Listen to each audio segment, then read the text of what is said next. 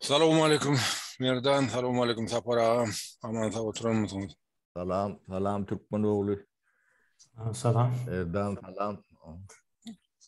Şunkü süjedin sebebi, üşenmedin sebebi men şu bilip oturduğunuz şu Türkmenistan şu adatlığın bahası birinci süjet birinci filmin çıkarandır birinci şahsının şu ikinci şahsı ikinci bölümü şu bizim Türkmençilik opozisiyamıda bağışlanıp ediyenler. Dünya boyunca bizi bilen yokken, biz öz aramızda, öz kadınımızda, özümüz kaynap kan var, dünya tanışlığımız yok hiç şeyimiz. Kim ne mi? Ondan bundan çıkıyor, yani her kim öz gereğini alıyor. Yani varlamış diysen o şu Orsiye'nin propagandisti, o öz başına bir çıkarıyor, devlete deydi, rahat deydi, bolunsa devlete de öz bir direktörün ucu subutladı, dargapta dedi. Ondan il arasında dünya ne cemiyetlerin arasında da Türkmenim, ehli Türkmenim şeyle mukadip fikir dörüyor. Ondan sonra şu an esası iş eden,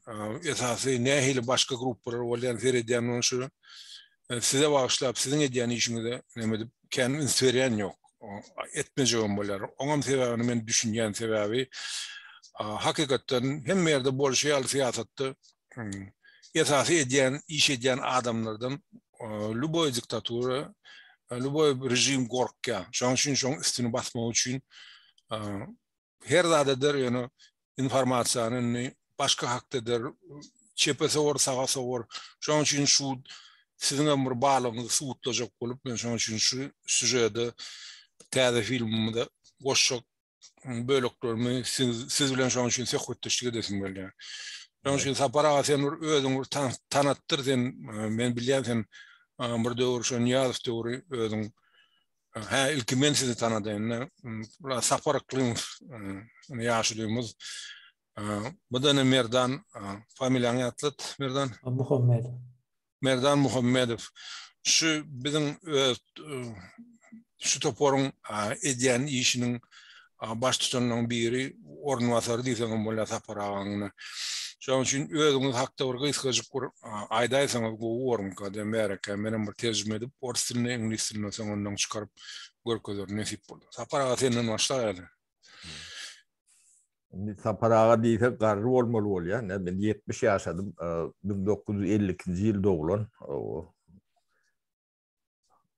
Aşkıvat'ta başlangıç orta bilim aldım. Üniversitet Ekonomik Fakültetini oturdum 78 yılı. İktisadiyatçı. Şu yılların veren yani okutorolum beri Parti Ministerliğinde işledim. 17, 18, 20 yıl oluyor diyelim. Sonra reorganizasyonu oldu. Onu birleştirdiler. Gosagara Prom deyip yine de şu pudok, o hocalık. 1992 yılda da minister edip belirlediler o hocalık ministerliğine.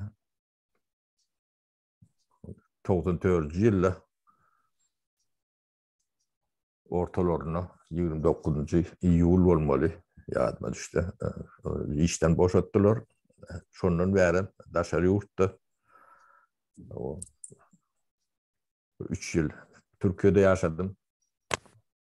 Kalan vaktimde Şvediya'da yaşayan ödüm arada.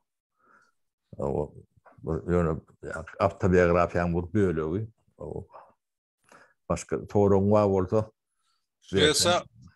Şveçya ne edip düştün senin özün? Ne mesela otak vardın? Şvedya yine Türkiye'de yaşap yok.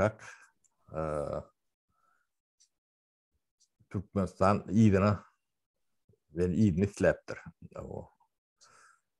Şu sebeple beni Türkiye hükümetinden kayış ediptirler. 6 aylar türmede sakladılar Türkiye'de. Türkmenistan'a iyidine vermek için.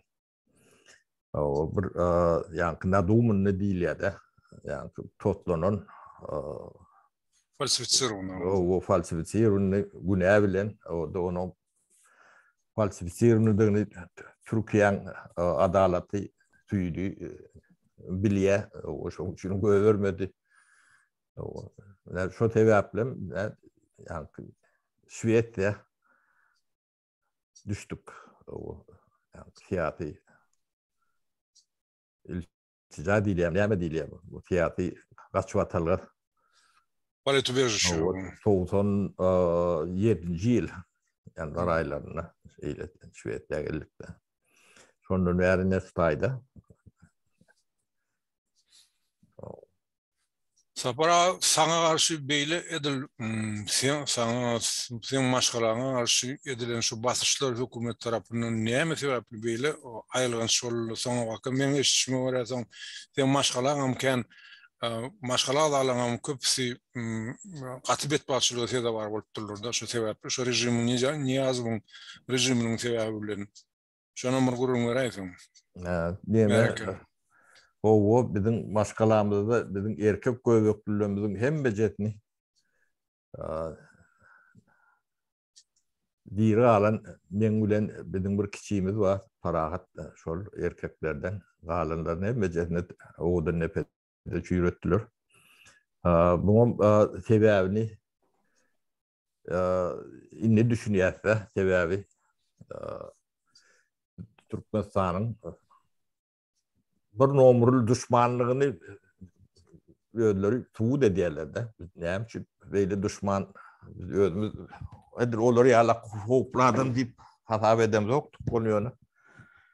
Bir nemeleri olmalı. Bu da şu milli duygulardan yani vatandaşlık nemelerden deyip düşünen vefatı nemeti olmasa ben Türkmen yolbaşçılarının hiçbir yani priyomuna varıp ya tanışıp demedip gören adam değil. Yani misal için Niyaz beni tanımalı. Hiç mümkünçülüğü yok da. Eğer sataşan yerimizde yok, profilimizde muhabbet gelen yok. Hiç yerde yani. Onu ben kimdiğimi, ne yemediğimi sonra en yakın adamlar tanıtmalılar. Olmasa ne bizim ministerstvo'muzda 8 tane zam minister vardı. O benim birinci zam ministerim değil. Yani hem bir birinci zam minister deyip dillay diyorlar da. Yani bizim birinci zam ministerimiz Beşim Çağrı'ymış Aliyev. O deyip aşırı vardı özümüz diyorlar. Birinci zam şudur. Ben hiç bir puduğu da cevap veremem. O ekonomika cevap veriyen. Özüm birinci potpisim yok. Yani bank dokümentine birinci yani geçerli potpisli neme derler. Yani birinci ormanlarda oluyor da o. Onun ministerde oluyor. Yöne bizim dememiz yükümüz biz reforma giriştik de siyasi neme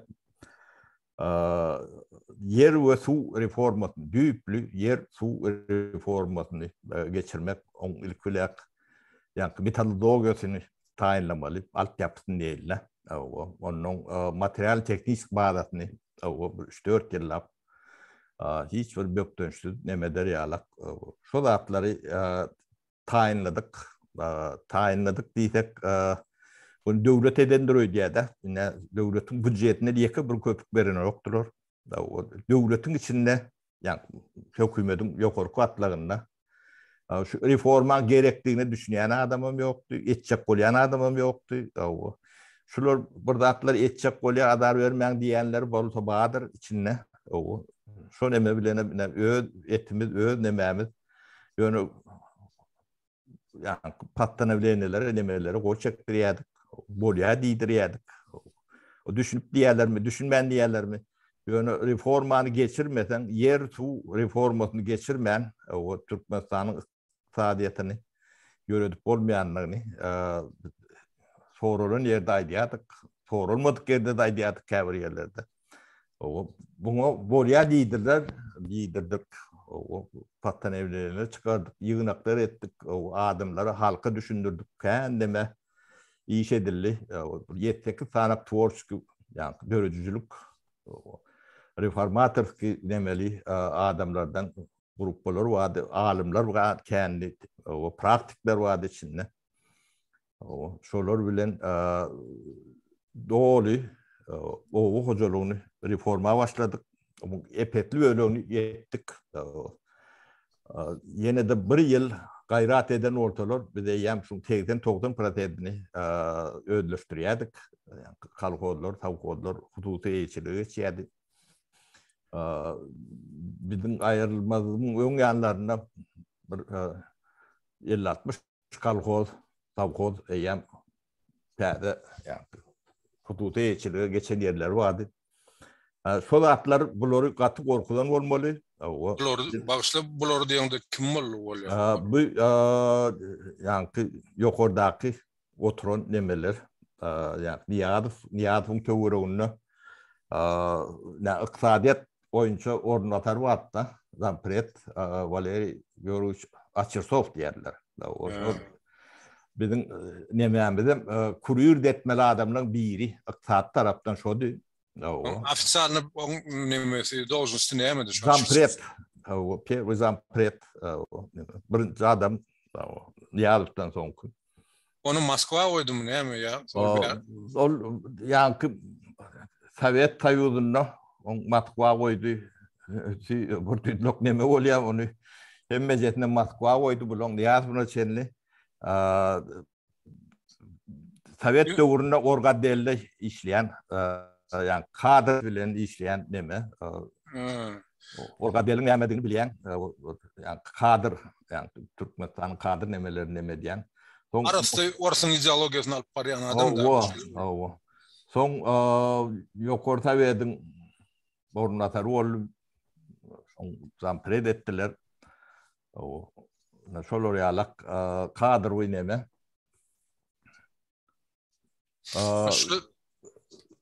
Bizim karşıdaşımız yani ideologiya neme karşı nememiz şodu etati apanendimiz diýerler.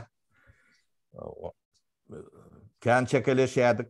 Yani yen veremde oktuk. O biz ayırman şu reformanı büyükdep olmazoklarına gözü yetti. Diyemem yanlış olmaz. Şunu ayırmasan bu reformanı amala aşıracak diye. Yani bir yıl gayret eden orta o reformalar doğru durmuşa geçeydi. İyidine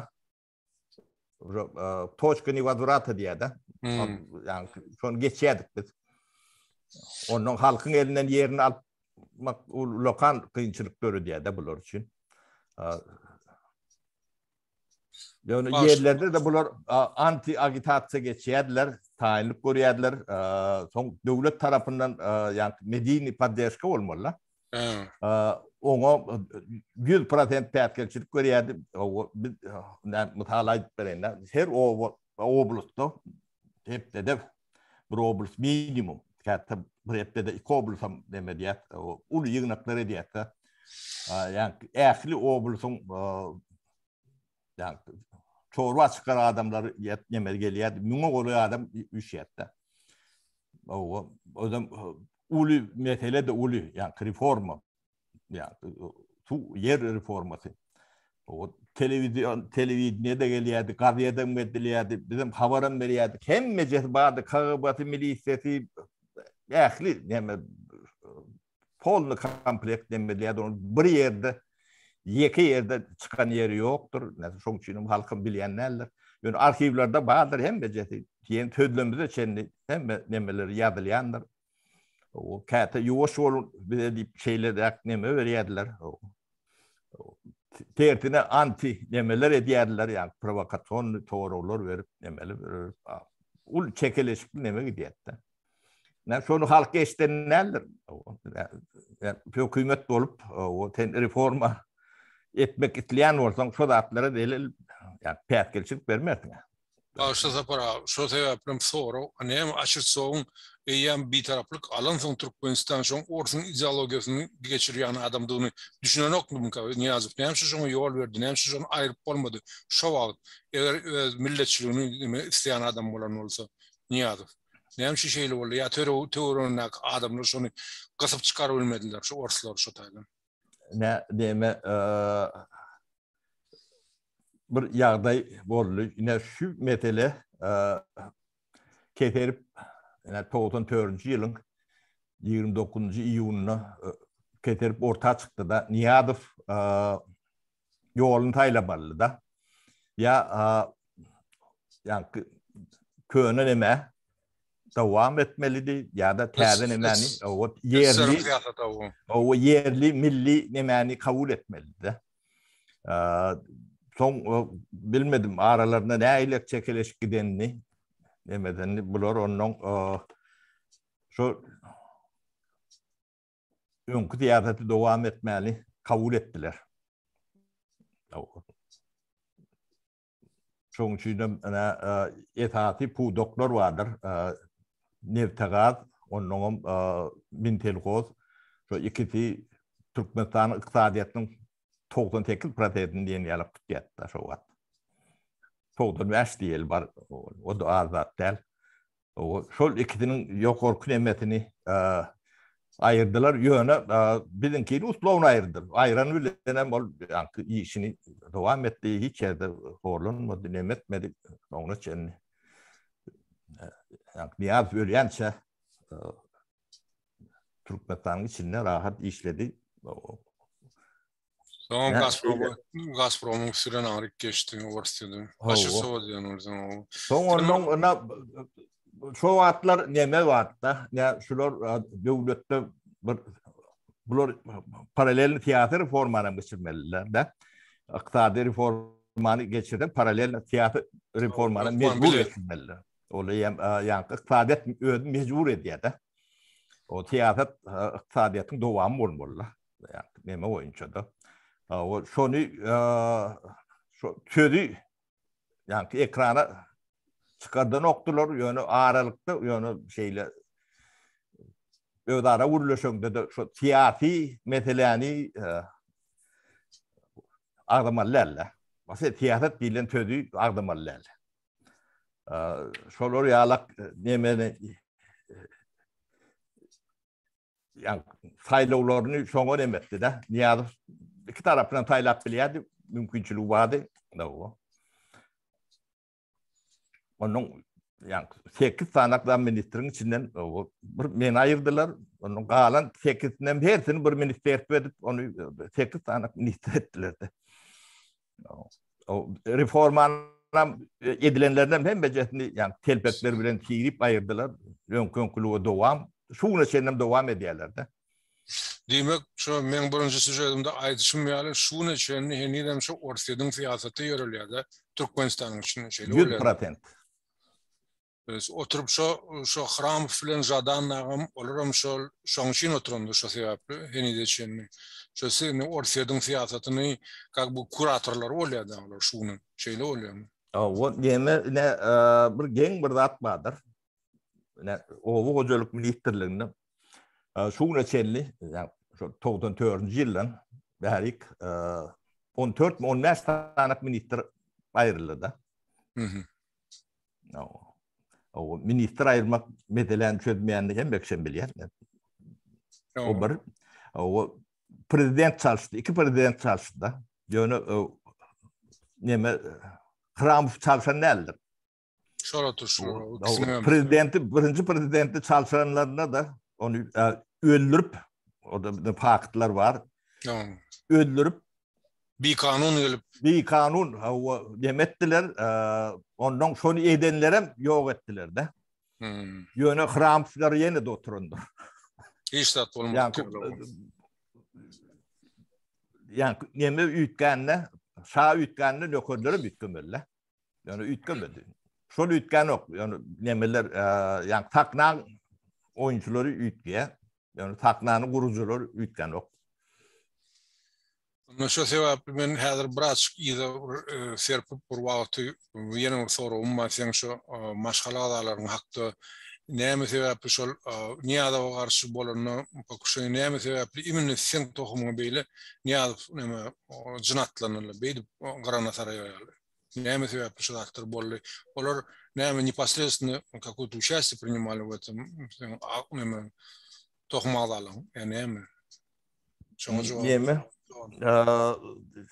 Yani şu 25. noyabr bu aradadır da deme yani sorun düşünüşümçe şeyler hep olmalı. Ne 20 noyabrın näme bolanlygyny men Swediýada öwrendim de. O ýerden internet açamda şu yani Türkmenistan'da Pakuşehir'e oldu diýdiler. O bir yarım saatdan soň baňa dünýäň hemme ýerinden o telefon gelip başladylar. Senem habaryň ýok bu zatdan. Yok, ben demem haberim yok. O ben bolon da şol bir 2 saat 3 saat geçendir. Ya geçenlerdir ecem bilen guruluştum da näme bolýar diýdim. O dogonluğu yığınadılar diýdi. O bizim maskalamızdan neydi taş töweründen habar alýandyr. O 100 adama ola yığınadılar diýdi 2 saatın içinde. Sen tohumungdan değil mi? O bir de şol ýa dogon garnaşlamyň hem bejetini bizim azat dälen 100 sanat adam bunu şeýle nemeden de biz özümüz toy ýat edemizde aýdylýar da şonuň öýlerini tapmak üçin ýa bir hepde yarım hepde wagt alýar da ýa aýlan nemetmek üçin. Bu zatlar hem bejeti ýöňünden taýinlikli nemelikli ýöne men barada bulan nemeleri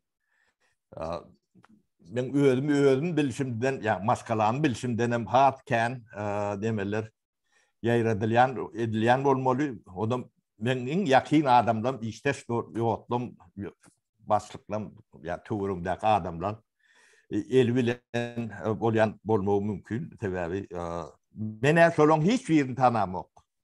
Men açyrtogum böyle iş boýunça tanıyanlar başka neme diýen demem ýok. Ben wapşet ýa köşk nemetiniň içine hiç wagt ýa içine saljak bolsalarym ýerim okdum da ben ýa professional adam işimi bilýän adam. O ben şu intrigalaryň içine kän tapjak bolýardylar. Biri aharly, biri nämeli, biri eýleli, biýleli o nemeler bar Türkmeniň nemesi. Şo zatlara da men sokup bilen okdular, gawat gelemok da. Özüm höwetim büýünden ýok. Onuň wedipe şulara gerek bolup getirenlerden bilýän. Ben işletjek bolýarlar. Tam ben taýyk. Yani owadan ýüzüm üçin ýa-da gözüm üçin ýa-da gylly eli üçin birinin protejesi nemesi men. O şonu edip biljek adamın kimdigini bilýärler. O şoň üçin getirildi.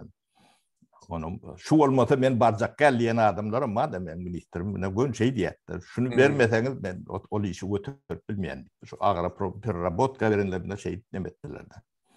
Bolmasa men partaçy, o partaçylaryň hemme jeti ýanky kriminal adamlar diýip deme, şolaryýalyk deme, bulan hem beje ogry diýilen ýanky stampy bar da.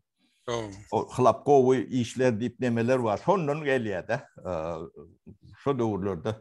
Özbekistan döwrü. Gydylyan, Ivanov, Marodov diýip demeler bar da. Şo demelerde de men üçünden ýaşalyp ana iş açylan bolmaly. Biz bilemiz o. Ne şo döwür şo siziň işiňiz sen tohumyň işini alyp baran kimdi o wagt ministr neme MVD ministri komitetiň ýadyna düşärmi kimdi şolar? Komitetiň nemeti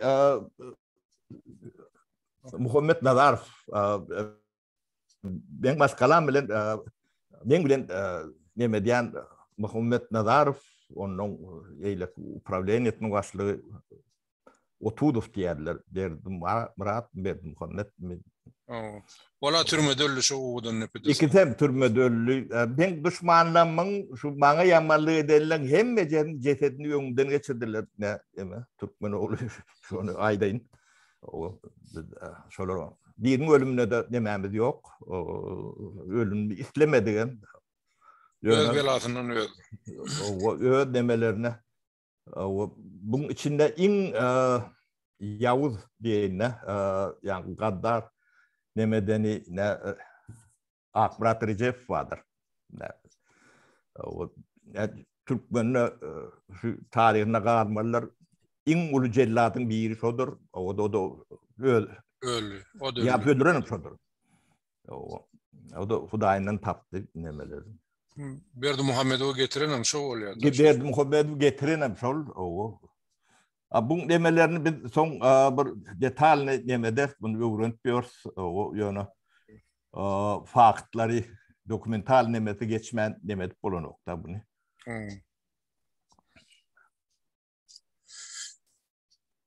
Yani şu an sen ödün iktisadiyetçi. Şu an yani ben bilen halına seviniyorum ben yaşlığımız.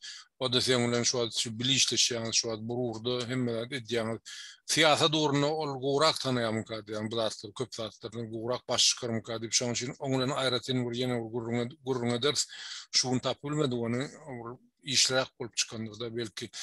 Yani ben hazır şu an berecek sorum siz şu an döreden toporunuz näme maksat boyu öňüne merdanny şu saňa sorawdan sen näle bolsa taparaň başda taparagy istesen sen özüň bir pikir bir beýaşdyza aýtdyr aslanly sen направлениň näle ekonomik urunun ýurdu näle berýän soňanyň merdan uja detallaryny öz açyp berer de sorajyk şudaşlar Demi Türkmenistan büyüklü siyasi reforma geçirmen Türkmenistan yaşap bilen ok. Ben şonu düşünýän siyasi reforma diýmek näme diýmek diýip o köp güçlüre öwredi. O döwletiň siyasi guruluşy. Şonu üýtgetmen bu iqtisadiýatyna üýtgetip bolanok. Täbäri iqtisadi reformany yetmek üçin oňur hukuky altyapysy bolmaly. Sen bazar iqtisadiýatyna geçmeli. Sen bazarsyz bazar bolup bilen ok. Bizde ne şu an bazarsız bazar iqtisadiýaty, onu plansız plan neme o iqtisadiýat ýöretdi da. O iqtisadiýat ýöreni o pul daşyna aýlanýar, elden jüwden aýlanýar. O ne şu zatlary o şonu aklymyz ýetýär, şonu üýtgetmesen bolanok. Türkmenistan täzeden Yüyüpten täzeden gurmaly. Bu täzeden gurmak üçin biz birinciden bir de näme bolanyny bilemiz da. Biz taryhymy bilen ýüzleşmämiz gerek. Bilmämiz üçin. Aňyrdan gelýän. Ol 70 ýanky Sowet Soýuzynyň 70 ýylym däl. 130 ýyl, 140 ýyl bar. Tä Orta Paçatynyň gelelinden bäri. O näýle siýasat ýöredipdirler, näme üçin ýöredipdirler. Biz näme üçin milli duýgumuzy bizden aýrypdyrlar, ýok edipdirler da. Bizde Türkmeniň milli duýgusynyň näýle bolýanyny bilen nokta şu Türkmen. Yani şu zatlar näme üçin ýok bolupdyr. Biz şoň üçin taryhymyzda taryhyny bilmän ten milli nämäň oýundurup bilen nokta. Geçmişiň bilmesen geleceğiň ýok diýär da. Biz şu zatlary yani dile getirýär. Biz yani tarih boyunça spesialistim däl, o milli näme boyunça da deme däl bolýan ýöne. Bir bu zatlaň yani gapysyny açmaly.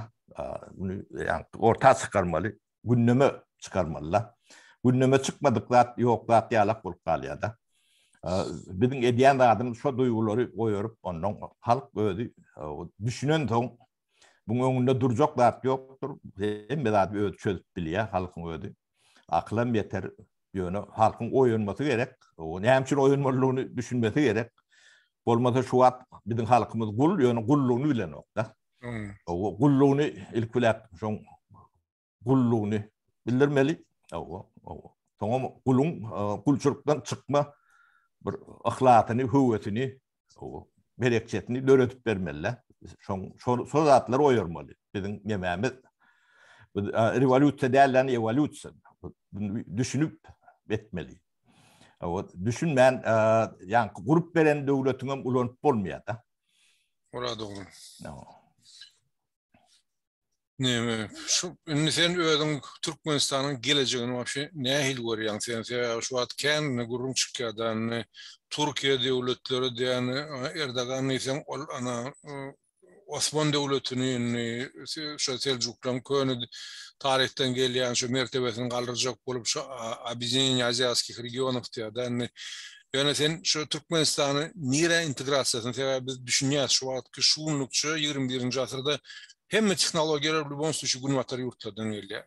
Türkiýe ödem ol uğruna nähile bolsa şu gunwatarın baskançygyny notyr. Şolong tehnologiýalarynyň peýdalanıp ondan Туркменстана реализм есть смысл вливаться, то есть Türkiye'nin diğerine de şolarla integrasyon etmek ya da gönümmel ödümüz şu da gunvatör yurtlara çıkıp yok manal onun için karışmak. Yani mesela şolarla goğdattan alıp realizm mülakatlı, salihatlı, akuratlı, diplomatik edip iş çalışanımız olmuyor ya da sürekli öz başımıza olanımız olmuyor ya da şu birileri bilen şu Erdoğan'ın deyişi şu üçüp işlerin olmuyor. Ne hil ödün görüyorsun şu integrasyonu, Türkmenistan'ın geleceğini ödün.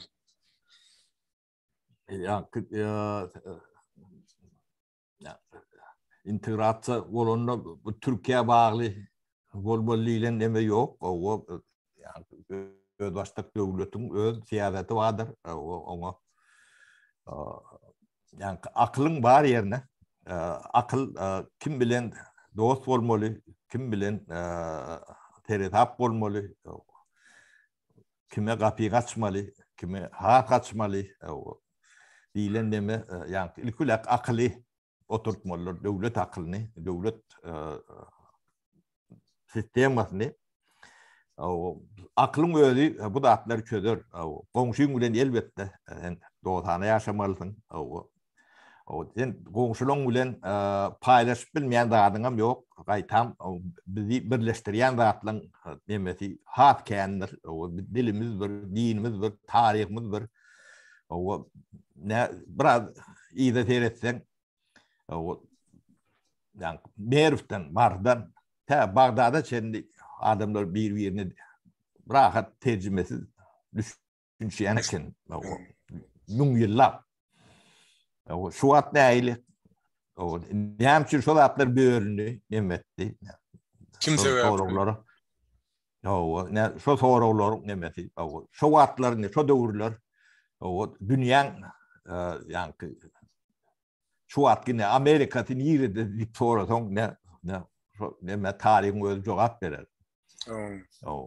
Dünyanın merkezini yeri dedi. Yani çekici gücü nerede deyip soruyorsun ne tarihin öyle. Bilem şu tarihin yani millet boyup demesinde merkezinde durun demek. Türkmen sözünü ulanman yani Selçuklu'nun yani Türkiye'nin Osmanlı'nın tarihini ayrı olmayanlardır. Yazı olmayanlardır. Demek bizim çok bir kıratında bir millet yönü bize ne dediler? Bu millet hem değil bir tirelen bir şey demesi bir tayfası deniyalar ilmi.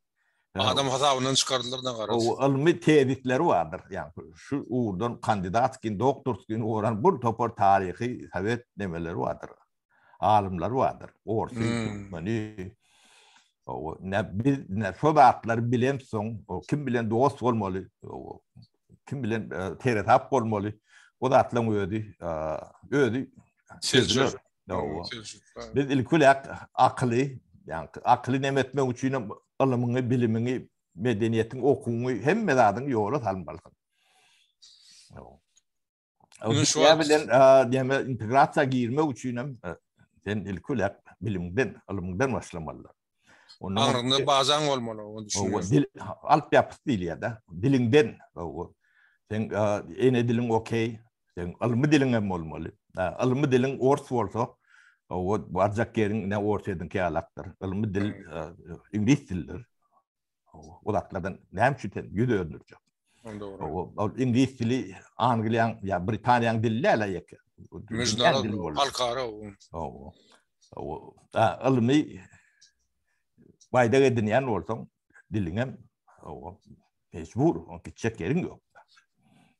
Onu sen bana yeni bir soru cevap ver. Onu sen fikrin şu. Alımlı bilimli bolup turda Türkmen milleti yöne şu anki sonki stasyon okudum arada olin şotada bu kavra alımlar aydı. Görüyen sine dikkoran diye şu 20. asırda alım bilim alyan adamlarım diye bir ahlak oluyor diye. Sonra diyor şu ahlaklık yok diye köp milletlerde yitik gidiyor diye näme sebäpli diýip şonu düşünüş berilýär da. Yani sen pikiriňçe diňe bilim bilen millet galybermi ahlak bolmasa aňyrsynda şu millet duýgusy bolmasa özüň näme pikir edýäň? Na akıllı millet akıllı bolluň da bilimli bolluň. Deme Türkmenoğlu bir mesele vardır. Azap değil millet. Ilim alanına da ilim olmaz. Bilim alanına da bilim olmaz. Yine ortaya misal alın. Ilim yok mu ortaya? Bahadır. Bilim yok mu? Bahadır. Raketanın birinci sordular o. Netice var mı? Demesine seyretme. Bunun sebebi ne mi? Sebebi adat derler. Halk adat bolmasa yani adatlık yok yerde ilim bilim bilgi bolup bilmeyen. Alan bilgiğine sen durmuşa nemetmeyen. Adatlık yok yerinden sen iqtisadiyetine maldırıp bilmeyen. Yani proyekt bilen yani pul verip burada taldırıp bilesin. Yani adat değil halk şunu ulanıp bilmez. Daha fabrik kurursun, kurdularım da Türkmenistan'da. Hem mecesi misal getirip özünden alaymalılar. Bir topar atel kurundurlar. O adat değil halk atel ulanıp bilmeyer. Yani daha fabrikler kurdular. Adat değil halk şunu ulanıp bilmeyer. Sonra hünermenlerim yetişmiyor. Yetiştirende de olmuyor da. Gulun psikolojisi oluyor. İlküle adat olmalı. Ne Ukrayna'da görünüp duran. Şu adatlığı çıkıyor Ukrayna. Yek olsun ne? Millet oluyorlar. Biz millet diyene, biz vatandaş oraya deyip biliyorlar. Adat değil halk bunu deyip bilmiyor. Olsun yenip bilmeyenim. Orta bularım adat halk kendi hiç vakit yenip bilmiyor. Mümkün değil. Açı doğru edeceğim. Sizin şu top formunun öz programması bağımını gelecek duzu tayinlak koyunda adını. Senin özün aydı bir merdan olurunun kovul koymayayım aydı ölerim kadiyem. Senin özün kıyskacak aydı bir merdan tanıştır. Merakami bilen gelecek ondan merdan alında adı. Merdanı özün şu programmasının bolon programmanın ne edip görüyorsunuz? Nemeden ilk başlamanı şu dağıtlar var aydı bereyden kolpur tapağı yok bana. Senin aşağıya tapağı ya. Biz diyeme bu dağıtları ethatı şu yaş netili balan tecrübemizi şuları yani geçirmek neme diye ethatı nememiz o yaşları oyundurmalı şuları yolları açıp vermeli, o düşüncelerini, onun nerede yanlış bileceklerini düşünüyorlar. Tarihin neyemediğini, milli duygunun neyemediğini, bunun öğrenlerin bizden okulları bilimleri yetik. Biraz uğruk duran son, bunlar bizden yukarı nemeleri yetirip bileceği görünüp dur. Öğrenler gururun verir. Biz komanda deyip bir komanda edecek bolup demedip görümüz yok. Biz akıl bilen işleyet. Tabii bizim yarağımız akıl. Akılın milletem olmaz, ırkam olmaz, tiret tayfatam olmaz. Bizim milletimizem akıl. Tiremizem akıl. Kanunumuzam akıl. Yani doğru bilen olsa, doğru gören olsa şu tarafa yıkılmalı. Dinimizde şol, inancımızda hem bedadımız akıl, bilgi, şunu ulanyat. Bu hemenem yararlı uyuş bilen almalı değilen dememizim yok. Şular şu aklın onunda iyi istat edip bilmeyeceklerini biliyor. Öğüleri ellerini kaldırıp baydaklarını taşlak gider. O da iş neme değil. Halk vurur. Yani vurmalılığını biliyor. Kalanını ne kemiğine detaylarını aydıp verir. Öyle tanıştır. Kim yok bunu kemiğine koordinatör mu ne? Yani kısa parağına isyalı komanda nemesinde göremiz o. Da şonun için bir nahil diyelim Türkmenistan'da bir vezife vermek ya vezife tavşırmak diyen düşüncede yok. Şonun için kim näme bilen olsa o şoňa yol açık. Hatta biz köplen sesimizden çıkarmayas. Yani inisiativany her kim öze almalı diýilen nämämiz var. Has sagdymy bolýar şonuň ýalynda. Düşünýän adamlar inisiativany alýar. Yani birinji düşünjäni aýtmak gerek. Ine şu düşünjäni aýdanlaryň ilkinjilerinden Mikan diýen säre özüm tanıştyrjak bolsam. Men 2010-njy ýyldan bäri aýdaýyn 2009-njy ýylda da geldim. Yani doğal 2010-njy ýylda Türkiýede okap yerleşip başladım. 1992-nji ýylda doldum, sosiologiýa okudum Türkiýede.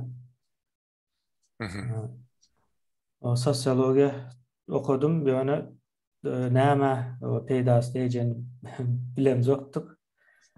Ben gowuta özüne çekýär da. O mektep boldy da sana. Yani o şu günlere belki tayarlık bolup biler. Son okuw tarandan soň bir boşluk döreýär. Yani Türkmenistanda bir umyt ýok. Daşary ýurtda da sen görýäň-de özüň men mysal üçin özümi has ýokary hasap edýärdim Türkiýede köp yerli watandaşlaryndan da. Yani näçe ýokary bolsaňam ikinji, üçinji derejeli neme bolýar? Millet ya halk ya adam bolýar da. Ýokarysyna geçip bolanyp. Şu Türkmenistan üýtgemeli ýa-ni ýa-da Amerikaga gitmeli de. İki ýolu bardy bunun. O Amerikada almaýa. Mesela men Amerikada tapşyrdym. O taýdan öz watanyny ýyzyna dolanyp barmaýanlygyň sebäpli viza beremjok diýip gönüme yüzüme aýtýan eken. Ýa biliyorum. Şonda ýene bir gezek watany ýadyma salmaly bolýan. Şonuň ýaly döwürlerden geçip durkak birden Halmurad aga bilen sapara çykyp başlady. Şunuň ýaly bir üýtgeşik bir zat boldy. Onu dinlemen däl köp adamda boldy şu dinleýän adamlarda. O dinleýän ýa-ni Türkmenistanyň başga bir ýüzüniň bardygyny düşünýärde başga bir ýüzden bolmaly diýen ýa-ni azman. Ya bolupdyr bir wagt. Şu Başka ýaşabiljek durmuş ýok. Bolupdyr diýilen düşünje döreýär. Soň ilkinji Halmurad agaň telefon nomeri bardy. Oňa jam etdim, gürleşdik. Men şu taýda ine ýa-ni inisiativany alma diýilen ýerime geljek boldum da şu. Halmurad aga o şuňal etmeli diýip aýdyp başladym. Halmurad aga bilmedim näme pikir etdi şu wagt. Meniň kelläme o pikirleri gelen opsoň aýtdym konstitusiýa diýilip bir zat bar, şonu birinji düşündirmeli diýende o. Şonuň ýaly bir neme başladyk. Ýöne şol wagtlar menim bilemokdum ýa-ni bu işiň aňyrsynda nämelerin çykyp biljekden şu wagt ýöne diňe 2 ýaşly gürrüm edýär. Soň ýoş-ýoşdan halkyň sesi diýip o videolaryň gelip başlandy öýretdi de. Mart aýlarynda. Tamam ýa-ni Esasy nemeden döwürleri. Soň Sapara bilen gürleşip başladyk. Sapara bilen ýalňyşmasam 5-6 saata gürrüm edýärdik. Şo günlere jemlesen de. Şonda nemäni ortağa çıkardık. Yani düşünce emele geldi, ortağa çıkardık diýip aýtmaly. Men planlaşdyryp edenligimizi pikir edem o. Emele geldi de. Yani döwlet gurulmaly. Türkmenistanda döwlet gurulmaly. Yani döwlet ýa-ni Sapara, Açırsov diýip ýa-ni şu taýdan başlaýar da. Bilinýän ýa-ni Türkmenistanyň içinde aktiv iş alyp baranlar Zampret diýär, Açırsov familiýaly bir Zamprediň bolmagy bir sonra alamaty bolýar da. Menim kellämde şol döredi gönüme. Ondan soň Hramflar öňdenem az olup bilinýärdi. Ondan soň bu adamlar näçin arotayda? Diýilýär-de indi bir milletin bir psihologiýasy bolýar. Bir milletin nemesi kıyın bolsa, ýaşaýyşy kıyın bolsa, başga bir milletten görme ýa-da şu başga bir milleti jogapkar tutma nemesi bardyr. Bizde de şol ýören bolup biler. Biz onu has giňişlerini nemesi soňrak düşüp başladyk o hasam täsirine. Hramf näçin o kitap ýazýar, ruhnamany. Näçin Hramf ýazýar ýa-da Onu Hramf ýazdy. Berdimuhammedow Türkmenistanda baş redaktör, yani bütün kitap çap edilýän. Çap edilýän kitaplaryň nemetinde şoň kontrolyň kontrolünden geçmen bolan nokta. Soň häzirki Berdimuhammedow ýazan Çay at kitaplar bar şu taýda da ýazýar. Biz hatda ekranda da görkezdik ýazan nämelerni. Garaz Hramov Türkmenistanyň esasy ideologi bolýar-da, ideologi bolýar. Soň okuw kitaplarynda da şoň nemesi bar eken. Men soň ýene şol adamy görýän de bu adam Türkmen däl, familiýasy ady ýa-da Viktor Hramov diýär. Ben aýdýam bu Türkmeniň ine taryh ýa-da näme diýär, ata sözleri şoň ýaly kitaplara da nemesi bar, baş redaktorlugy bar. Ýa baş redaktor diýende meniň gözümde şol ýa zakaz edipdir ýa şu kitaba. Zakazçy köpünde görýän. Soň men aýdýam, men diýen şundan has gowy bilýän zady. Bu näçin edýär? Türkmen bolmadygy halda ýa-da şu toprağyň bir nemesi bolmadygy halda. Tarihte aýdan bağlanşy ýokdy olardan. Näçin edýär? Soňam o içini okap görseň eýen bir maksady bar şu nemäniň. Bir ugra dogry gidýär. Ýa-ni ol ugram şu Türkmenistanyň içindäki halklara garşy. Ugra. Soň mekteplerde bar. Mektep programmalarynda gidilýän alyp barylýan zatlar bar. Mysal üçin Mahtumullyny okudýarlar ýöne Mahtumully hakynda düzme ýazylsa meňle diýär-de Mahtumullynyň söýgülisi diýär. Mahtumully aşk şahyr däldi. Men mysal üçin şo soralar okuwçy wagtynda da gelýärdi. Soň buň arkasynda Hramov barlygyny görensoň hasam gahary gelýär.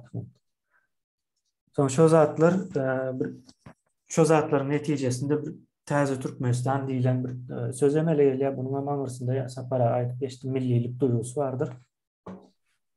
Millilik duýgusyna Türkmen halky bilen ok. Asl manasyny. Doğru. Millilik duýgusuna bilip bilen ok. Millilik diýende bilmedim ya, kitap yazıp çap etsen Türkmen dilinde milli bolýarmy kandy. Hramov Türkmen dilinde çap edýärdi. Nemesinden geçen. O Türkmenle gowy düşünýärdim men bilmem. Arasy bu yankı Hramov milli boldy diýilen mana gelip bilen nokta bu. Yani tam tersini işleýär. Soň milliligem biz bu taýda dogry oturtmaly, onu dogry oturtmak üçin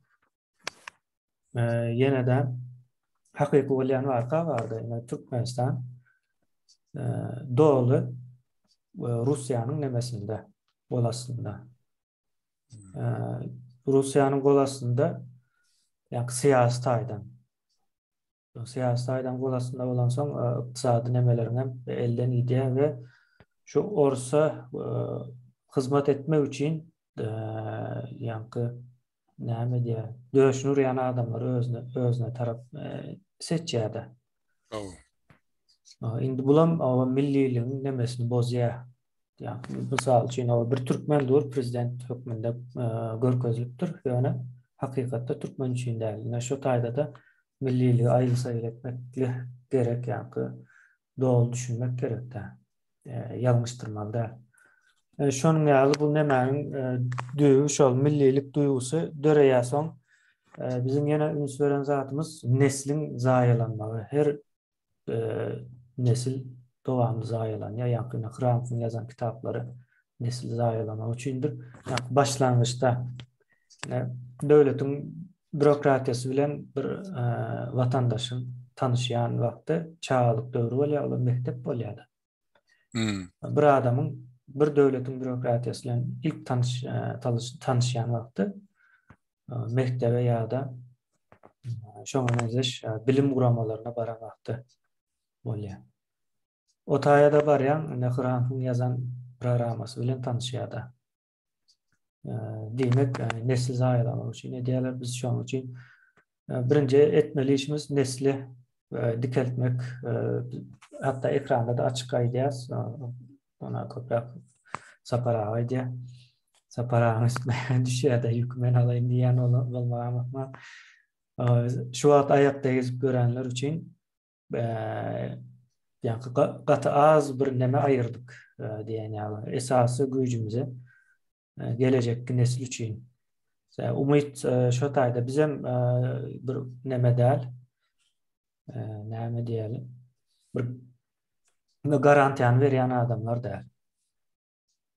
Bizem iň soňunda şol sistemanyň içinden geçdik ýöne şo sistemanyň erbetdigini düşündirip biljek adamlar hökmünde görýäs, düzetjek hökmünde däl, ýa-ni düzetmek üçin bizim bilmedim aklımız ya ömrümüz yeter mi yetmez mi? Yani şu nesli doğru uğrukturmak gerek ilk başından. Şunun için şu taya gönüp durma. Bizim siyasi nemelerimiz şol, siyasi reforma deyip aýdýan ýeri, Saparanyň köp ildeşlerimiz soraýandyr, siyasi reforma bolsa näme bolýar diýip. Bunun manysy näme bolýar? Orsuň nemesinden çykmak. Öz açtaklyk kazanmak, milli bolmak.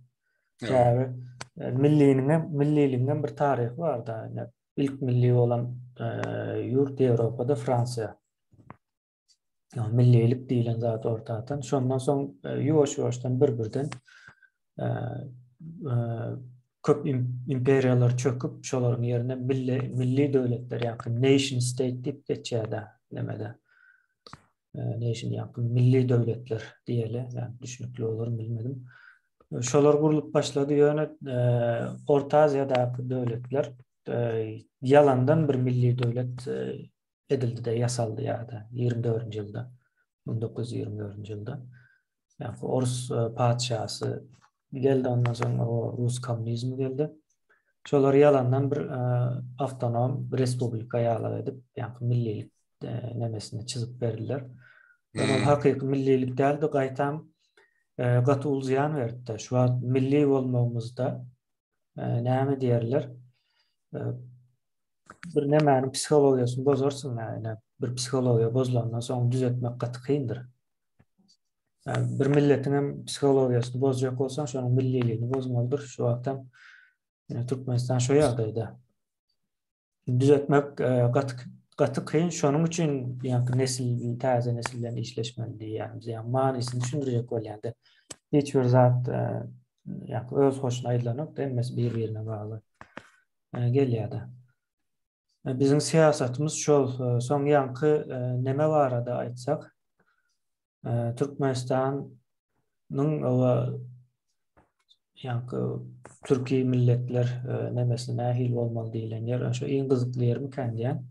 Bir saýlamaly ýa-da bir zat döwrümizde. Biz menim pikirimçe birinci bir dünýäniň bir bölegi bolmaly. Biz şu an dünýäniň daşynda.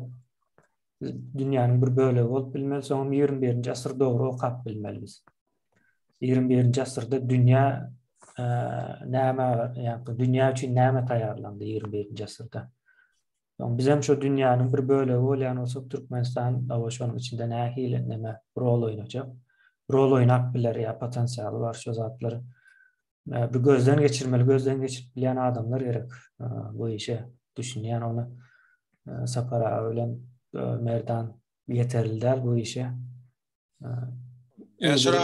Näçe adam başda bolan toporňyzda siziň häzirlikçi şu wagtda daşyňyzda ýüşen adamlardan primerno. Ya onun anyk sanyny bersek ýalňyş bolar. Bizem sanam büýtgäp durýar-da. En grubrak diýende plus minus bolan näçerak. Kırınçı. Biz san hükmünde de göremiz yok bunu esasen. Biz hil hükmünde görüyoruz. Şunun için hil nemesine göz önünüzde tutyapsy. Ve yaş okukan esasen postsovetlerin daşında okanlar nemerek gelýär bu işe gabatrak gelýär. Olar bilen nemeden de 300'den gowrak bir adamın neme hereket edýänini aýdyp biler. Söýene erbet tarapy indi düşünüp başlaýarlar. Yani 2,5 ýyl dowamında yani aktivliğini ýuwaş gazanýar. Şonuň ýaly zat bar. Ýöne biz bunu neme bilen almakçı bolamjok. Yani adam toplap bir komanda düzüp şo komandanyň güýji bilen almak ýalňyş bolýar. Türkmenistanyň betbaççylygynyň yani ikinci versiýasyny taýýarlamak ýaly bir zat bolýar bu. Şonuň üçin biz komanda hökmünde gidemjok. Yani san hökmünde görsek ortaça ben 300 aktiv pikir öýredýän adam diýip aýdyp bilerim. Bizim etjek bolan işimiz ekrana dowamly çykýarsa, pikirem köp, ýöne o pikirlere bir neme taýýarlap bermek gerek-de. Bolýan şeýle sor o zaman. Onu siz köp kişini şu wagt illeşlemeden köpsini bir soru bir injilgi edýär. Yani Türkmenistana näde girmeli yani şu siz näde görýäňiz? Bir batyp almaly, bir gany öküşmeli, gana ulubam suşy döküljegi belli olur tak. Derano bu hökümet aňsat elinde bermez. Ýöne esasy şu tak ben görüp oturum da işte örükden köp hiç programma yok. Size men bilişmeli programmaňyzdan düzülenýän sizin hatta şu hökümet kanunlaryň üstünde işläp berýän bir topuryňyň sizin SSC oğlunuzlar yaşlar tuğulama. Ýöne gireňde kanun boýunça gireňde primer minister ne işlep görýär şu adamlar gireňde napusym. Şonu bir düşünýärsiň. Kanun köpçülik tarapından kabul edilen düzgünlere kanun diýilýär. Ýani kanun tarapından girjek bolsak biz hem şu halkın düşünjesini yani reshape diýilýär. Täzeden şekillendirmek. Halkın düşüncesi şekilli elmide ama bütün halkların düşünceleri şekillidir. Yani yanlış şekilde olup bilýär. Bizim kanunda yanlış şekilde. Biz şunu täzeden şekillendirmeli. Yani täze Türkmenistan'ın nemesi täze sözlemiş ol da yani düşüncenin täzelenmeli ya da täzeden şekillenmeli. Indi köp nüsver ýasta. Biz şu wagtda o doğru bolmaly zatlar düşündirýäs. Yani hiç wagtdan o tutup adamlara goz bolana çykyn ayağa alın diýip aýdýan ýerimiz ýok. Yani onu aýtmasam bir yumşak bir şekilde neme köpelip barýar. O agresiýa diýilýär. Agresiýada näme üçin köpelýär? Düşünýänlikler, düşünüp başlandykları üçin. Näradyçylyk üçin. Ýetirip başladıkça köp zada ýalňyşlygyna düşünýän, ýalňyş bolan zadam kabul edip bilen agresiýa artmaly. Şo zady soňky döwürlerde görýäs, esasen hem aeroportda ýa-da nemede görülýär. Konsulluk ilçhanalarda görülýär. Ýa-da dowamly hiç konsullukda uruşsuz bir gün ýokdugyny bilýäs-de. O taýdan günlük habarda bir gün uruşsuz neme bolanok. Bu soňam ýa-da geometrik taýdan ulalýandyr. Ýa-da üstüne bir boşluk gidýändir. Her gece koşulanda 2-3 bolup koşulýandyr. Jemgyýetiň hem täzeden şekillenmegi şol ýoluň hem ýapylmagynyň hem sebäbi şol. Halkdan gorkuwrada. Ýöne şunuň ýaly bir zat bar, halkyň düşünjesi artdykça ýoluň hem açylma nemesi aňsatlyşmaly. Şo tarapy bar. Sebäbi ýoluň ýapyklygy aýdaly Türkiýede gatykän 80% diýip aýdyp bilersler. Türkmen halkynyň yurtdaşynda galan ýeri. Bilemok men 80 diýip aýtmakçy ýalňyş bolup biler ýa neme düşünükli olar ýaly. Endi şolaryň daşynda ýa Türkiýanyň içinde bir goz bolan ayağa almagy Türkiýanyň häzirki ýagdaýy üçin hem howply. Ya Türkiýanyň içinde käbir hereketler hem neme bilýär-de. Näme trigger diýär-de. Uçguna öwürip bilýär. bir zat başladık bilýär. Buna hem o Türkiye tarapy hem kan islanok görünýär sebäbi deport edip bilmese de adamları şu deport edilen proseduradan geçirýärler. Gatkan adam geçýär günlük. Günlük 1000'a ýakyn adam geçýändir Türkiýanyň umumunda. Bulam diýmek bolýar, ýa-ni halkyny al indi biz deport etjek bolýar, ýa-ni sen ýoluň açaňok diýilen manyny çykaryp bolýar bu taýdan. Bu halk düşündükçe de bu nämäni hasan berkitjek häzir şu bolup duran günlük näme bardyr. Ýuwaş-ýuwaşdan özgerýär. Bu hasan berkejek, berkedikçe de ýollaryň açylmazlyk ýalak bir nemesi bolmaýar. Açılaýmazlykdan suratda mecbur açmaly bolýarlar. Ine şu kanuny tarapy diýsek, ine şonuň ýalap edip aýdyp bilerin, bunu aýdyp bilmejek taraplarman bar, olam men tek dogry bolmaz. Ýöne umumy nemesi şol. Soň basyp almak meselesine gelende, basyp almak meselesi elmydama bir ýa komanda diýip bulandykda başda sözü şu komandany edip biljek işidir. Bizim komanda nemesinde ýörämiz ýok. Biz bir hökümet ýa-da bir ýurdu dolandyrmak ýalan bir talabymyz ýok. Biz şu wagta çelle nemäniň Türkmenistanyň nähili bolandy dogry boljakdygyny aýdýas. O, kstати, o soru şu da ýaşdyň. Siz nähili вообще görýän Türkmenistanyň gelejegini prezidentski правлением ýa parlamentski respublika hökmüne görýän. Parlamentden başgaçarak neme düşünýäs biz? Bizim cemiyetimizin bir häsiýeti var. Bütün cemiyetleriň häsiýeti var. Mysal üçin günwatar cemiyetleri demokratiýa gaty nemedir? Uygunlaşan bir cemiyetlerdir. Öwrenşen ýa-ni demokratiýasyz bar bolup bilmeýän bir cemiyetler. Ýöne biz demokratiyada näme azatlygyň bir öňüne ýa-ni separagat kan aýtdy azatlyk. Demokratiýa azatlygyň öňüdir ýa-ni. Bul demokrat bolup bilenok. Bizim öňümizde şonuň ýaly bir kyn neme çykýar bu düşünýän adamlar üçin aýdyp geçmeli mümkin ýa-ni. Aýtdygam ýöne. Bu wezet edil üstüne durup aýtsak, Türkmen cemiyetiniň demokratikleşme üçin demokratiýalaşmak diýilen bir programmasy bolmaly. Göne barıp biz demokrat bolduk diýip bilmeýäs. Niýasow Kompartiýadan Dem Partiýaga geçiş ýalyp bir zat mümkin däldi. Yalandan bolýar. Bu Türkmenistanyň eden betbatçylyk mümkinçiligi bar. Bunyň bir geçişi bolmaly. Şonuň üçin parlament sistemasy ýekejöz ýeterlikli bolmaýar. Güýçlendirilen parlament diýip at goýsak has dogry bor. Sebäbi bunyň bir teknokratiýa tarapy bolmaly. Bir tarapdan halkyň saýlan demesi bolmaly. Yani buların hemmesini biz döwletiň bir guramasy hökmünde görýäs. Parlamentiň döwletiň guramasy, soňra bir teknokrat diýilen bir tarapy bolmaly. Bu işin adyny häzir aýdyp durmaýyn.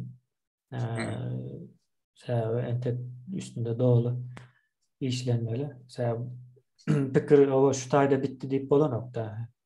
Wagt geçdikçe denemedi. Soň üçin şu wagt aýtmagam islamok dogry göremokda. Hasta etsem.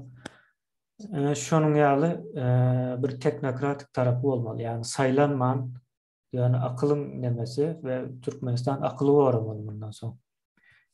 Akylly goramaly. Yani bir teknokratlar hem akylly adamlaryň meclisi de. Meclis o iki bolmaly, parlament bolmaly.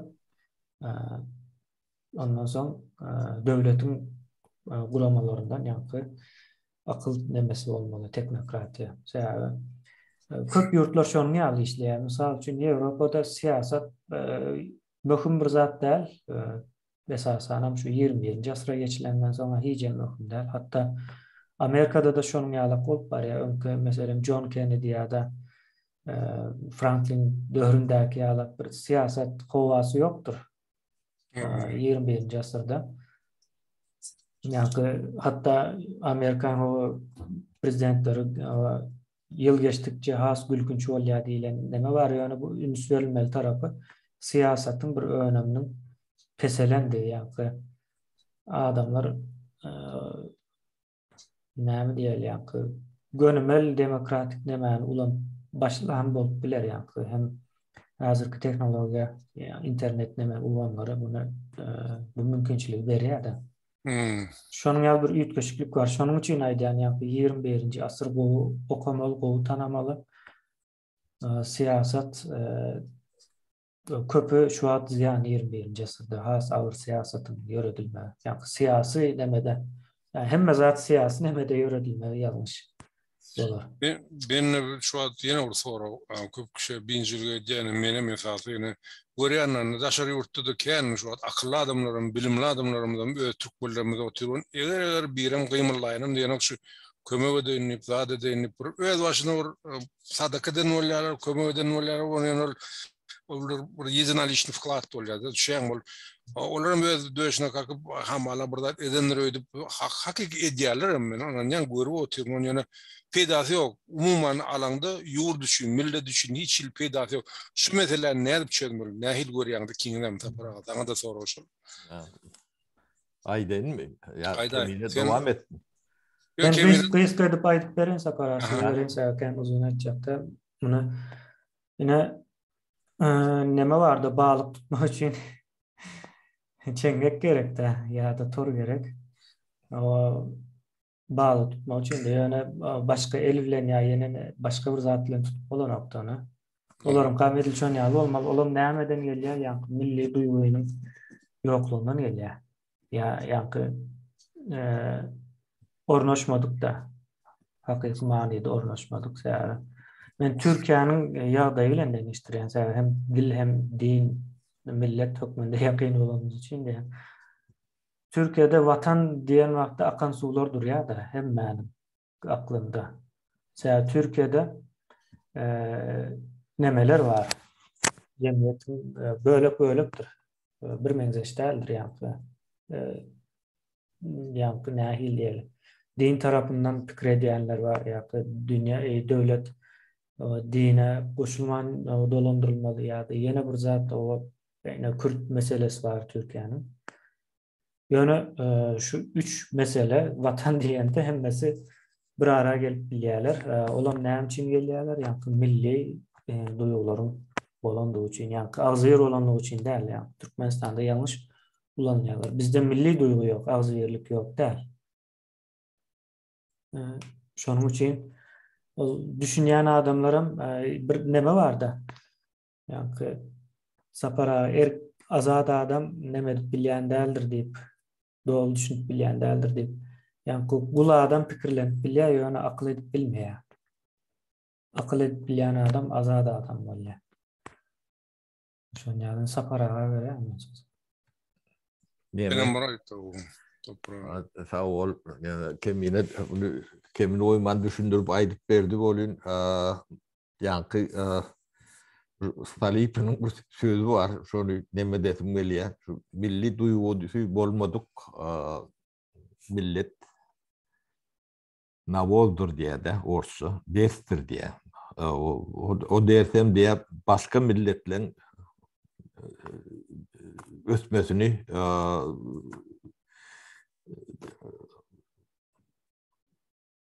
süne diye. Bu diýmek näme diýmek? Gatyr çuňur manysy bardyr.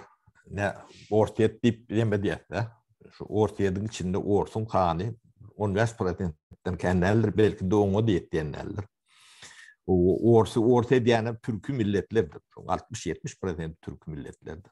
Yani Suvorov'undan tut Uşakov'una çenli, Karamdin'e çenli, Karamurdöt'üne çenli. Rahatlarım ayıp durandır. Beyik adamların efendim beceti son yani tanlarımken yani Türk'ün emeli. Akıllarım var der. Yani yani payemalar var. Apalke iğne diyen. Slova palku iğne. Şoňa çenli gidýändir nemeti. O ýöne beýik bolan millet ors milletdir. Biz şonu udabrýat etdik de. Şoňa ýa-ni beýlek milletlerine milli duýguny bular taryhyny ýok edip milli duýguny ýok etdiler de. Milli duýgusy ýiten ortaýadyň içinde Yani yok kork giden milletler ammadır yakın milli duygusu değil o yani tarihten hiirlik giden milletler var da. O yani sivil milletler vardır Ors nimetinde ne Kavkazlan nimet vardır. Tarihimiz yoktur. Bilmem tarihimiz o yalan başka nimede yazılanlar. Orsun öz tarihim doğrusu inni çıkarın so. O şu milli duygusu bolmadık deme. O başka milletlere hizmet ediyendir.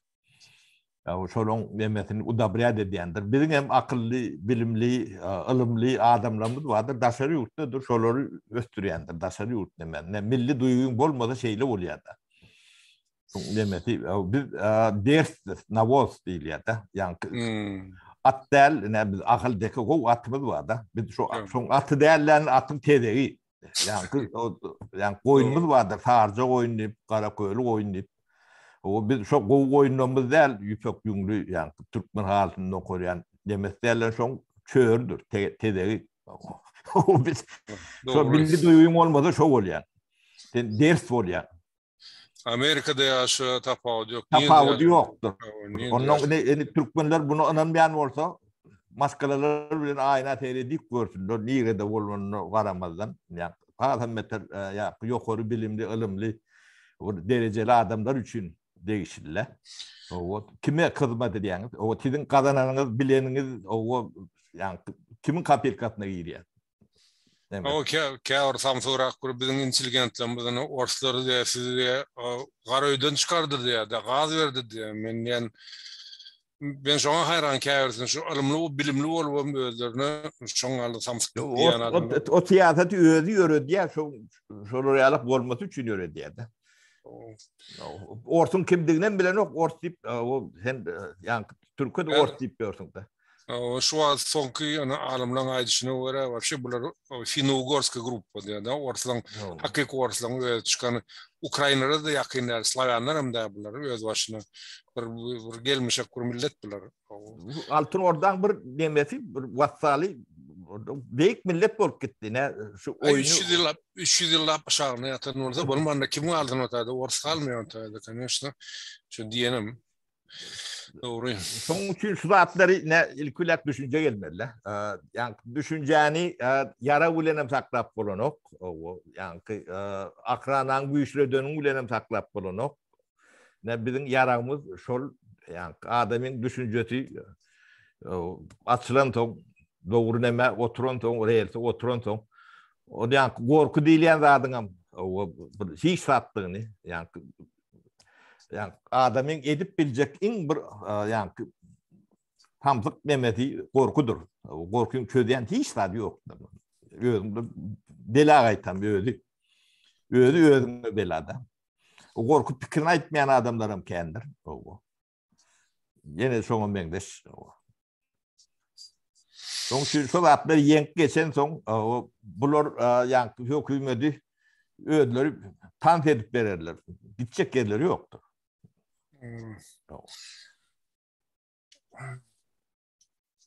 Sen pikiriňçe, sizin pikiriňizçe şu wagt Orsun bolup öşüni görüp otursan, Orsydyny ýykyljaga bir wujlar, ota iki wujlar.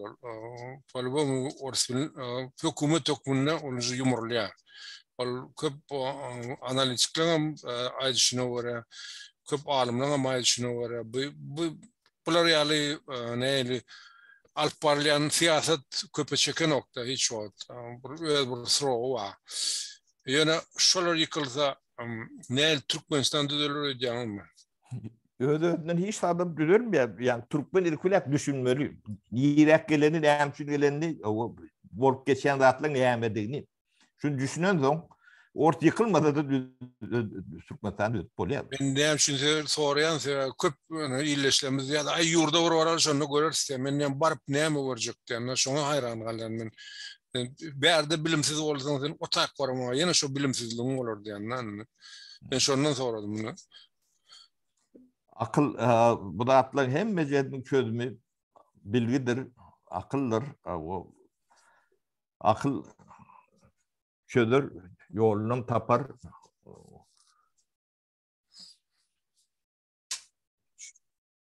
Indi häzir tamamlaýarlaryny bolmasa şuňlukçy häzirini men ýene bir soňky berjek soragymy size de pulsum häzir eliňizde ýagdaý bolan bolsa ilki bilen ilki edäjek ädimiňiz näme bolardy şu wagtda bollam da hökümetten boşady da pulsum toprağım boşadyny bardygam üçin ilki bilen edilmeli zatlar näme ýurt üçin baranydylar. Türkmen olur ýalak sorak bilmedim o näýlik jogap berip bolýar. Akıl näme etmeliligini biler. O ilkine hatça näme etmeli onu ýöňünden näme aýdanda da yani kommunistlaryň raport berýärler bolur. Onu wagt görköder o etmeli rahatlary o çene diýär o ilkulap paýty mesele has wajyp o. Onu yani biz wajyp diýenimiz bilen ýerdäki ýagdaý entek bizim görüşümüz ýalagam däp bolmaly köp ýerlerinde. Onu просто men näme soraýan bir döwür ýadyňyza düşen bolsa Lenin rewolýusiýana çykgolanyny ilki очередные задачи советской власти näme diýdi захват почты, телеграфа, то есть коммуникации, средств связи, чтобы идеологию внушать. То он уже этаплары vardı. Onun soruyorum. Siz ne yapıyorsunuz? Lenin kâlak revolüt edecek bolanda. Adına evolütsiya bilen alyat. Evolütsiya diýme yani an düşünce şoň öýdi. Yeten güni bulan hemme zady elinden gidýärdi. Bulun eline şu an hiç sat yok. Gücüm yok, aklım yok, kompetente de yok, hiç sat yok. Şoň halkın aklı yeten soň yani Türkmen keçe oyunu vardır. Arkasına vurursundan ber geçen yer. Ne bir tabi yorum şey diyer. Ben näme sorar ýene orada düşündirýän näme soraýan şu wagtda Gurban fiýallar bardymyzdan $500 paýlajak dedi ýene ördüdi ýene biz barsak olar boş otursa bilen boş barýarsa o tak halka näme hödürläbiljek edil halk sizi bollar ýalda busun ilki bilen bir halk yani gollamaly dilen demani tek yani pikrem edemiz o halk düşünen soň o biz hökümet değiller. Hökümet kuracak diyet yani prezident bolacak yani minister olacak tip öğrenmem yok. Olur ýalak deme düşünjen öýdi. Öýdi gurýa bu zatlar hem becet. Pul 500 diýär belki milyon vermeliler onun bilem yok. O 500 az bolmagy mümkin. O çok döwür näme talap edýän bolsa o biz iqtisadiýatyň nähile işlejegini bilýär. O resurslaryň ýerde ýatandan bilýär. Onu da zanlandyrmalygyny bilýär. Ana şonu soraýan men şu. O bizim iqtisadiýatymyz nähile işleýänini biz bulan öýdlerinden gowy bilýär. Yani onu zanlandyrmak üçin näme etmeliligini bilýär. Onu biz haydi ýerine aýdaly bu. O hemmeden bir-birinden wajyp bulatlar. Hemmeden bir-birine baglaw. O hökümet ýokdugyny düşündirip aýtdyk. O bank sistemasynyň düýünden ýokdugyny pul jüden aýlanýar, elden aýlanýar. O iqtisadiýatyň daşyna aýlanýar. O halkyň baýlygyny goraýan hazynanyň ýokdugyny aýtdyk. Ho. Şu esas zatlar dikelmeli. O döwletiň yani matritsa diýil ýa-da demede. O yani ödönünü kuran soň on ödü giden mekanizma. O her mekanizmanın öz çözmeli meseleler var. Yani biz oynamalı yerli hökümetler dikeltmeli. Onu yerli hökümetin öz funksiyonları oluyor. O ilkinci meseleleri yine yerli hökümet öngörjek adam şolar. Yani öz halkları bilen öz neme diýär. O şu taýyk ilki su gerekmi ya gaz gerekmi ya çörek gerekmi ya oku gerekmi ya tadik gerekmi merkezde oturup o taýda näme gerekdiğini bilen o wagt. Çözüben bilen o. Bilmeleri mümkün hem de Sovet Soýuzynyň ýykylmasynyň Türkmenistanyň şu ýagdaýyna gelmesiniň büyük sebäbi o merkezden uzatlyp çözülen o. Sen çözersin, nädip çözersin? Yani çukur neme yollar daýylap turba gömersin, kanalizasiýa geçirecek dip, ýöne suwuň ýokdur. Onu bilýän näilsin o taýda oturýan ýerde. Ondan sen diňe yol daýylanyň galýar.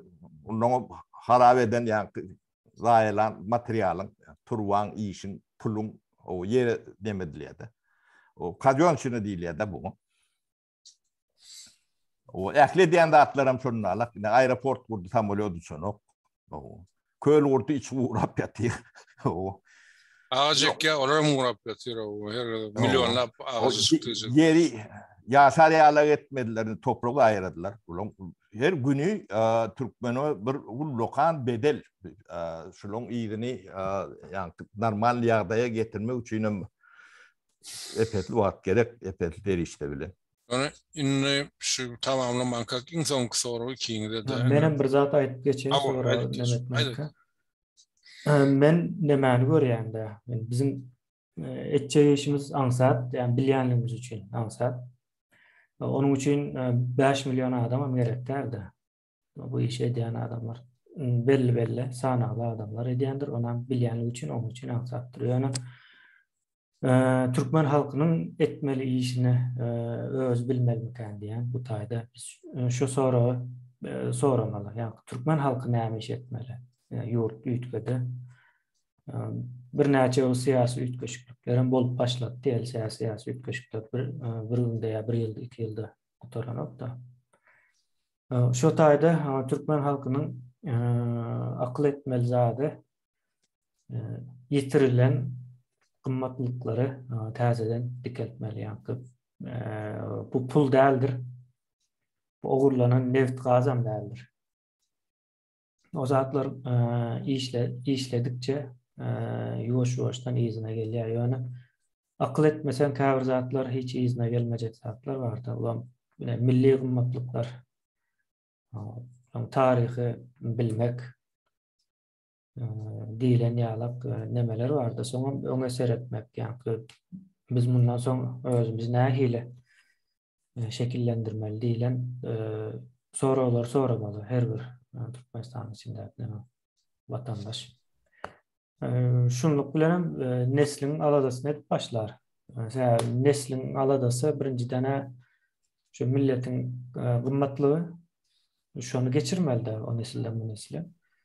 O zaman şu neslin hem geleceğini alad etmeli. Şu zatları pikirlenmeli mümkün diyen men. Yani beýle zatlar aňsat sapara aýşaly gazym nerede dur, näçe meçöründe dur ve kime satmalı. Onu kıyın däl. Onu 5 milyon adam edben bilmeýär o işi. Etmelen däl, ýa etmelen däl diýende neme ýok da ýene ol iş nähili 10 adamyň ýygnanyşyp bir neme otowda alınjak kararda 5 milyon adam şol otowyň içine syran. Doğru. Şu sebäple. Men bir ruhsat berseňiz bir sözlem goşaýyn. Ne Türkmen halky arada näme etmeli näme soraýarda. Sonra o jogap berýär kimine. Ne bizde bir geň bir zat barda. Korrupsiýa diýdik Türkmenistan, splashnoy o. Bu tiş zat ýok da. Spravka mu alyp bolanok da. O näme diýsen, hem ýa pasport bar ýa ilçana gireňde de pul bermeli şu taýda but goýup durlar. Ýöne hem bir zada tölemeli de razy halk. Ýöne bir zat bar ýa şu azatlyň pula durýanlygyny, bir değerin badygyny bilen okda, şu mut bolmaly ýa-da. Türkmen ýa öde gul o men azatlygym maňa öde gelmeli, biri etip bermeli ýa-da. Ýa bedawa mut gelmeli. O onu işten o beleş o ondan toroglarym şonu alakdy. Näme edip berjek diýär. Men etmeli, halk etmeli, siz etmeli. Döwlet temsil. Bunun bir ýazdy bağışlarsın onu halbadyňkyda. Şoňa jogap berýän daý boldum. Türkmenistanyň içinde oturýan gel bir zat etdi. Sen o taýda näme işläp gördüň diýende bizi tonurjak bolýan seni. Oturup içine ýurt içinde iş edebilmeýän bolsaň men näme sana atamdan galan berýim diýip sorýan men.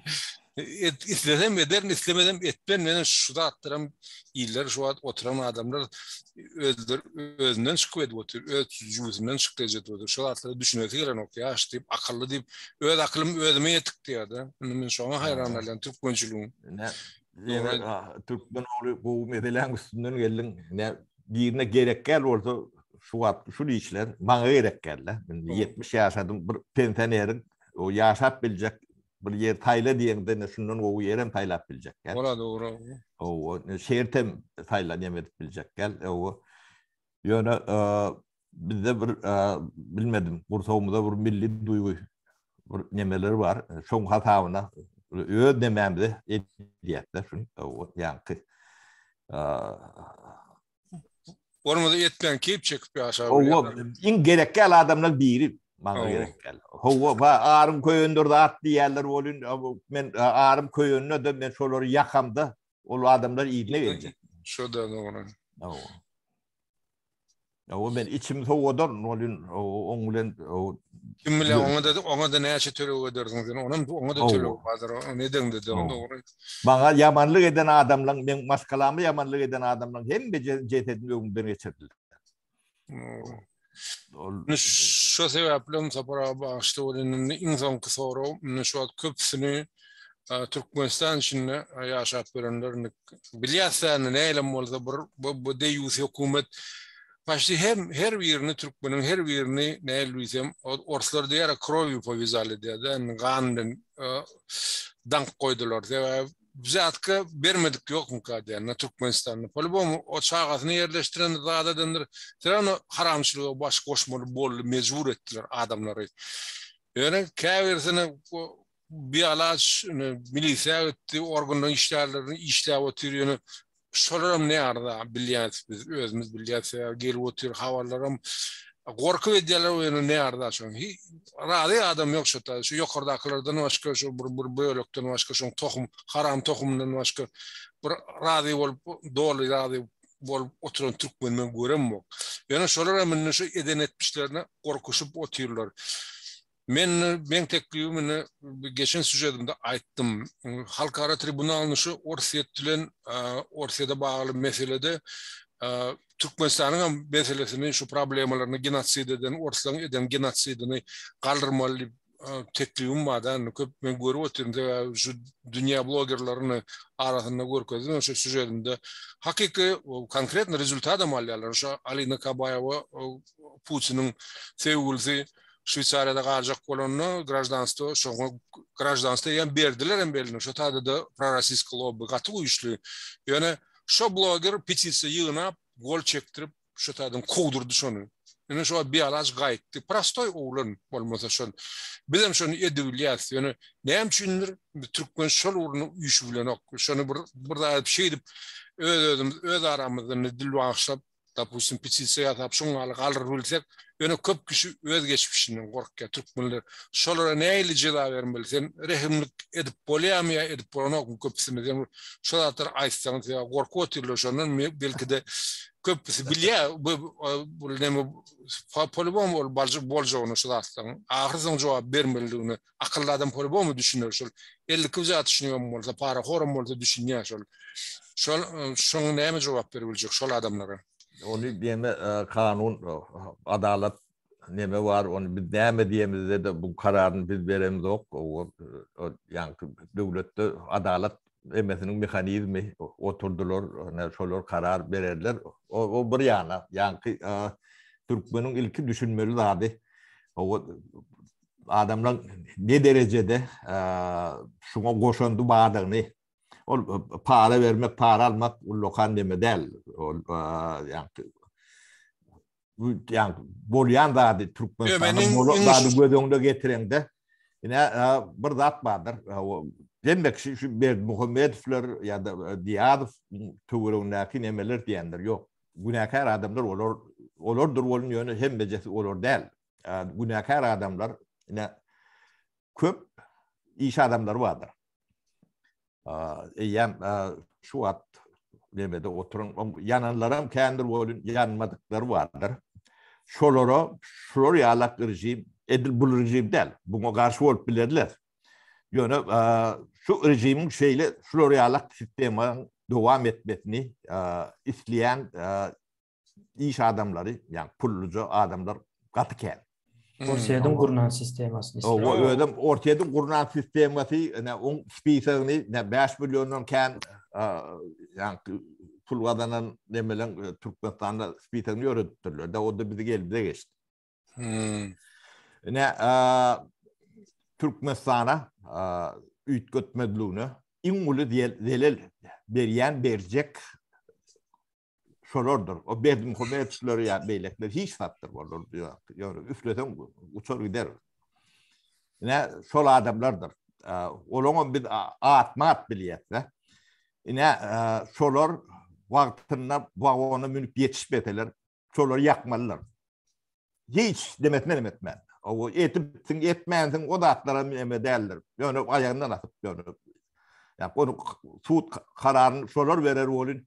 Ne Türkmenistan'ın betbaktçılığının nemeti, korukçular solardır. Milise de derler değilken derler. Esası kan damar oluyor. Sebebi onlar için bu govuy sistemi pul veren çözüyen. Çözülmeyen de adam çözüyen de. Az pulu çözülmede köp pulu. Ya hat köp pulu çözüyen. Yol yapıp onlar için hiç sat yapıp değil. Ya da türme o da atlara içinde de olur kor olur. Başında da. Bunları şu sistemi demek. O kanunlu yani konkurensiyeli demede onları yaşap bilir, onları gereğim der. Çok o. Ne Türkmenistan'da en ulu problemin yani büyük bolup bilecek demelen bir iş odur. Benim düşüncem başka da var. Onun yönü şu da son. Esası o. Esasılan biri doğru. Biri. Ya onlara dönem şu mesaj neme olsun ne o atları yani siz akıl bilen oyun etmeyin. Aklın bilmeyen dadı yoktur. O kâbir dadı yani aytmadan bilmeyendir etmeyin. Bu da atlan hem becez bilinendir. Bunu Türkmenistan bir yapık yer hiç zat bilinmez zat diye. Hem mi zat?